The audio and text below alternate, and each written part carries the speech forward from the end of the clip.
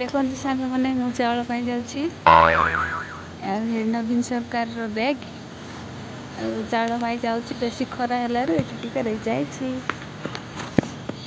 ବହୁତ ପଖାଳ ଖାଇବାକୁ ଇଚ୍ଛା ହେଲା। ଦେଖନ୍ତୁ ଆମ୍ବ ସହିତ ଲେମ୍ବୁ ଆଉ ଲେମ୍ବୁ ଆଚାର ଟିକେ ମାରି ଦେଇଛି ଆଉ ଲେମ୍ବୁ ଏମିତି ଚିପୁଡ଼ିଛି ଯେ କିନ୍ତୁ ଆପଣ ଜାଣିଛନ୍ତି କି ନାହିଁ ଲେମ୍ବୁ ଅତି ଚିପୁଡ଼ିଲେ ପିତା ବୋଲି କିନ୍ତୁ ମୋର ତ ରସ ବହୁତ ଦରକାର ଆଉ ଭାତ କମ୍ ପାଣି ବେଶୀ ଆଉ ପିଆଜ ମୁଁ ବହୁତ ଆରାମସେ ଖାଏ।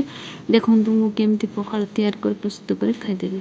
ପୋକ ଜଙ୍ଗଲରେ ନୁହେଁ କି ବାଡ଼ିରେ ନୁହେଁ ପୁରା ଘରରେ ଦେଖିପାରୁଥିବେ ଆମ କବାଟର ଏଇ ହଲରେ ଯେଉଁଠି ଗାଡ଼ା ଦିଆଯାଏ ସେଇଥିରୁ ପୋକ ପଟି କରିକିନା ବାହାରୁ ଦେଇପାରୁଥିବେ।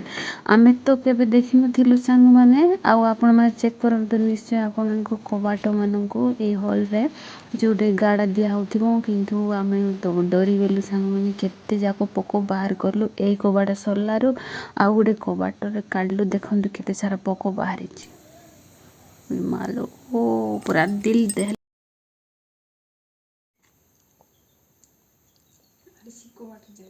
ପୁଣି ଆରମ୍ଭ ହେଇଗଲା ଡେଲି ଡ୍ୟୁଟି ଆଉ ନିତିଦିନିଆ କାମରେ ଚାଲିଲୁ ସାଙ୍ଗମାନେ ଆଉ ଯାଇକି ଦେଖିଲୁ ବହୁତ ସାରା ଜଙ୍ଗଲରେ ଜାମୁ ଫଳିଛି ଦେଖିପାରୁଥିବେ। ମୋତେ ବୋପାଲୋ ମାଲୋ ଆଉ ଝିଅଲୋ ମୋତେ 3ଟା ଜାମୁ ମିଳିଗଲା।